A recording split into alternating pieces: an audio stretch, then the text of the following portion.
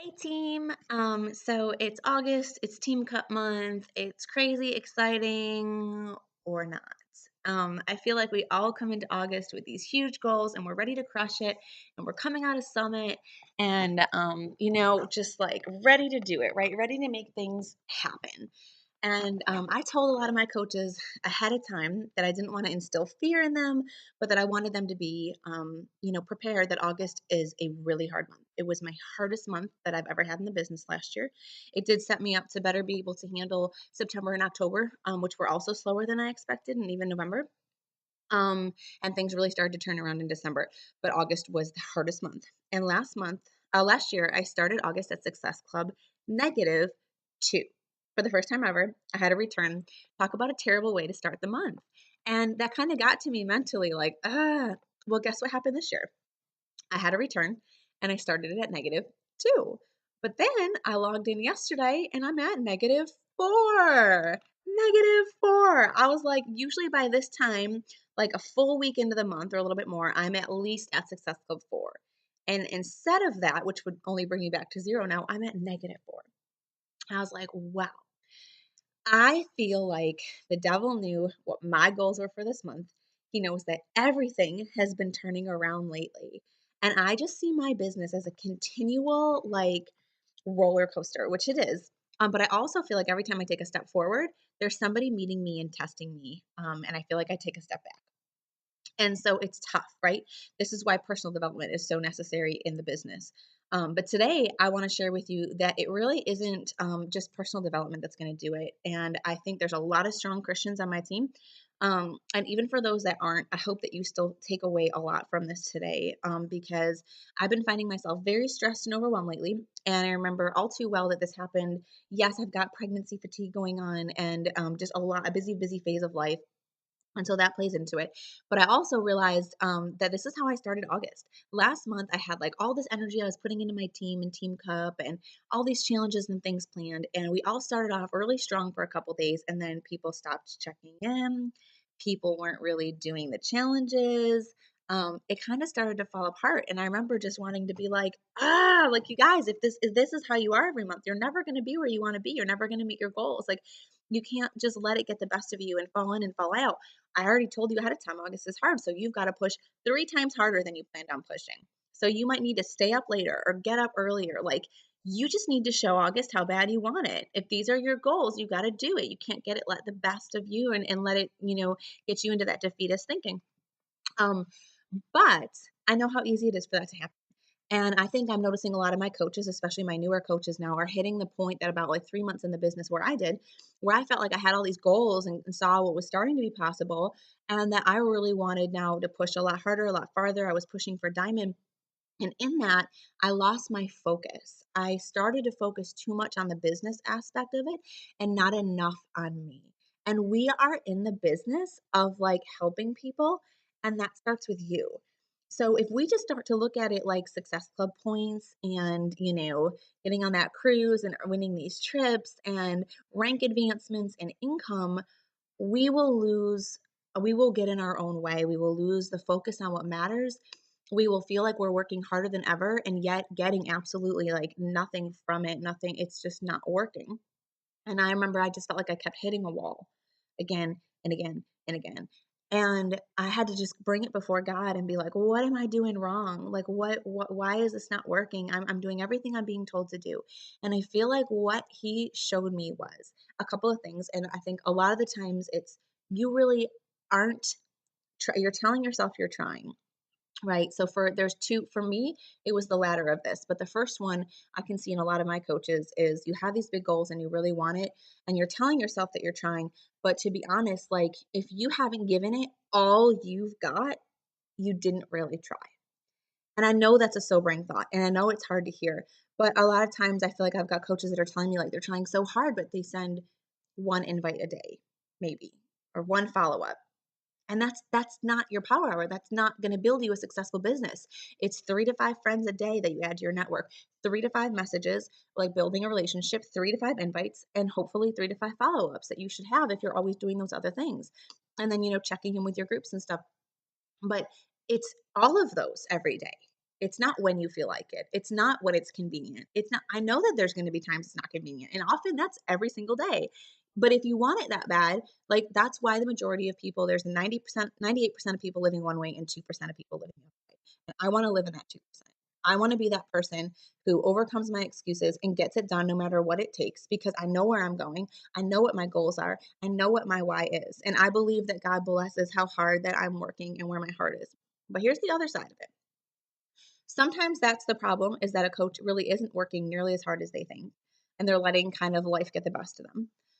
And I know how easy it is for that to happen. Trust me, I've been there too. But then there's also this part of it, which is where I was maybe 3, 4 months into the business. And I actually found myself just recently again. And it's where I'm almost working too hard, doing too much, focusing on all the things I need to do and feeling like I'm always falling short and always overwhelmed and never going to get like, just can't ever catch up.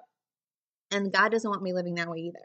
So I had to stop and remember the focus in this business needs to be on yourself in the sense that you are that person at the center of it. And when you start to focus too much on what do I need to say in this post to attract someone and what do I need to say, what do I need to do to get that person to follow me and how like oh yeah, I need to it becomes like selling and not sharing. And we have to backtrack. We have to change our minds to I need to focus on me. Where am I getting in my own way? When you can open up about that on social media, when you can be real, when you can share you and your struggles and your obstacles and how you're overcoming them, but the fact that you feel them, yeah, we want to make it positive about how we're overcoming them, but also to be real. Like it's not that struggles don't exist for you. It's not that there aren't problems with like in your marriage or that there aren't like that maybe I like to share when I feel like I need to humble myself and pay more attention to my husband or, whatever it may be, or how it's so easy for me to encourage everybody else and then, not my husband and stuff. Like I want to be real because I'm struggling with a lot of things, but I always want to be like working on myself and working on those things and sharing what I'm learning and how I'm growing and find that when I do that, when I focus on me, getting my meal prepping back, getting healthy meals on the table again, like getting in back into the workouts, what I'm realizing when I miss one and like what that's the stuff I share that really builds my business. Not when I'm trying to like say the right thing in a post and sell somebody something. But so the latter part where I found myself was overstressing and never feeling like I could fit it all in and just like, ugh. And so today I want to share with you what I feel like God really put on my heart that I think a lot of you could benefit from right now, especially in this crazy Team Cup month where a lot of us are feeling discouraged. A lot of us are still at Success Club Zero when we've got goals of, 16 and 20 and 30. And we're like 10 days into the month. We're like a third of the way there. And I'm nowhere where I want to be. So this is what I want to say to you. This is where what I received today is wait, did I just my one little book? Of course, I'm dropping things in there's a part of scripture that I feel like really spoke to my heart that I think you could benefit from. Oh, it's underneath my laptop. There we go. My book Never Give Up that I love by Joyce Myers.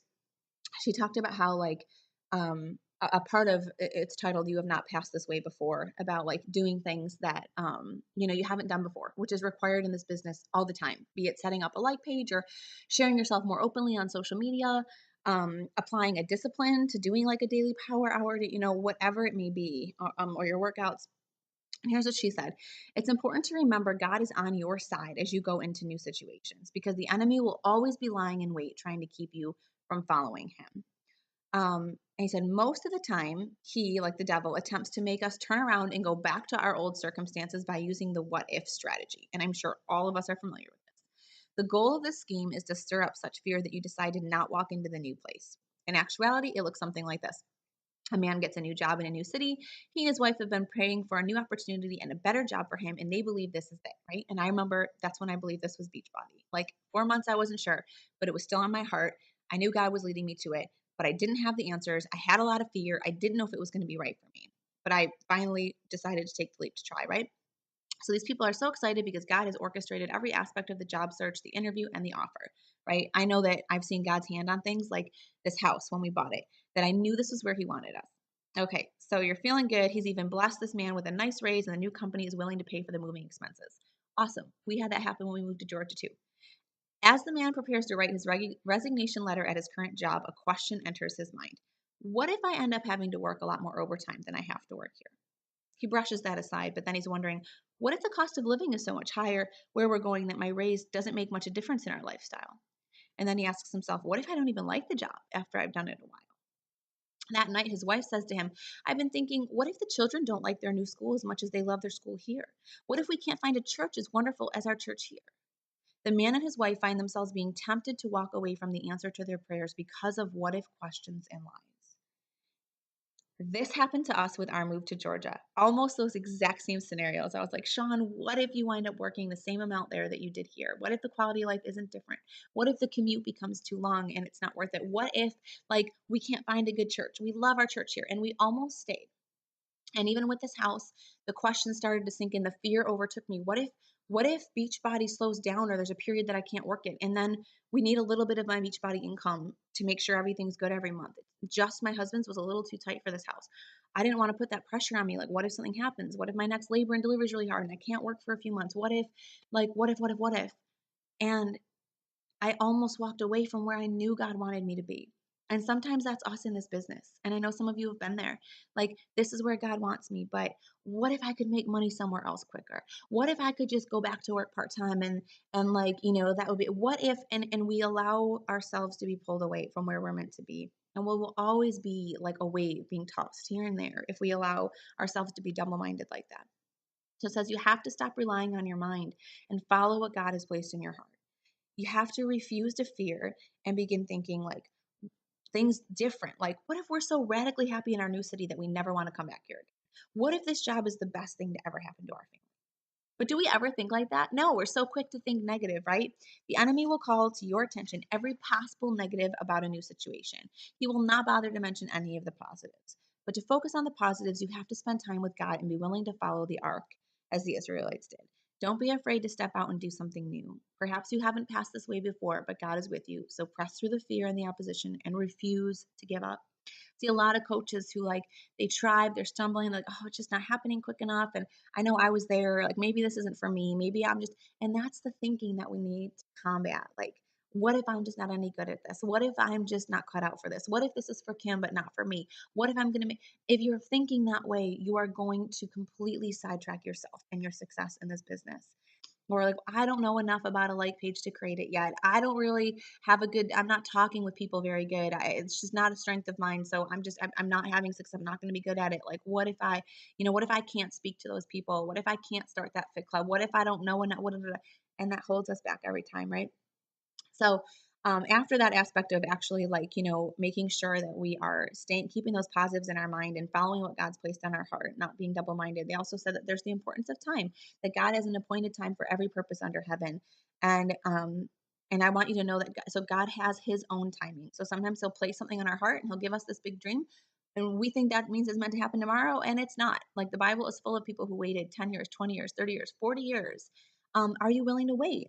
Like it doesn't mean you don't work for those 40 years, that you don't follow God for those 40 years. It just means that, so I know for me, I thought that I would be a lot further in this business by now. I expected to be like a 3, 4 star diamond coach by this point, and I'm not. But you know what? I know God's in control. I know I'm working hard.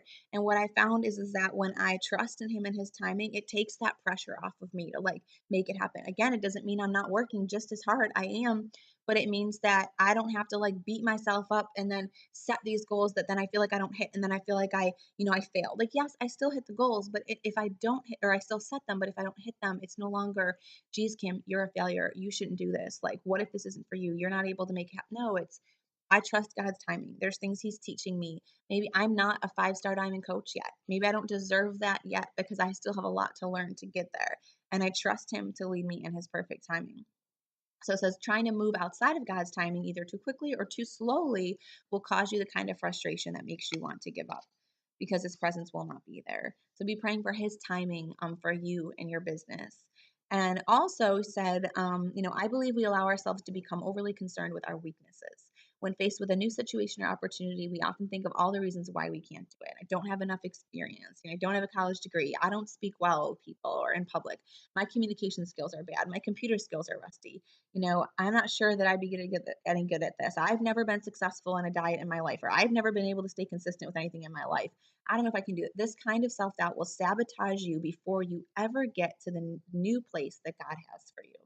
you will paralyze yourself with your own thinking. And it's called the paralysis of analysis. But remember, God is not looking for ability, He's looking for availability. Every day we need to wake up and say, here I am, God. Is there anything you want to do me to do today? Do you have something new for me? And I know this really struck a chord with me because I feel like, creating a like page, doing, starting my own group by myself for the first time, or creating a new free group, or branching off, and like I said, doing my own challenge group, or there's been starting my own sneak peek and making my own videos. All this stuff was nerve wracking and scary, and I didn't know I'd be good at it, but I didn't want to continue to let that self doubt hold me back the way it has my whole life. And I don't want it to hold you back. So I hope some part of this stuck with you today. And I want to leave you with this. When I feel like I'm working really hard and I'm like overemphasizing the business and almost forgetting myself, like my workout just becomes another check on the checklist, my PD becomes another check on the checklist, and I'm not actually like all about those things. Like it's not like I'm doing this to fuel my body, I'm doing this to fuel my mind, I'm doing this to make myself the best I can be, and to better myself. When it becomes something that's on a checklist because I'm trying to build a business and it's just all about the business and I lose myself in it, I notice that my business takes a hit, that I don't do well. It's nothing, like nothing's working, and I get frustrated, and then that frustration creates this downward cycle. Um, and so what I find is that I have to remember that it's not that I have to work harder, harder, harder, harder, harder, and do more, do more, do more, get more checks on my to-do list. It's really that I need to remember that God is in control, and I need to pray. It'll be so much easier for me. He actually wants to take things off of our plate, right? He wants to help us. And so I try to remember, like, God, you know who needs me today. You know who needs to see this post. And I pray like you speak through this post, and you bring to me whoever needs this business opportunity. It's about you. It's about them. It's not about me. It's not about Success Club points. It's not about my goals and rank advancements. It's about me helping people. So use me. And the times I've really humbled myself and placed my business at His feet toward the end of the month, like, Lord, I'm scared. I have these big goals. I'm nowhere near them. I don't know that I can make this happen.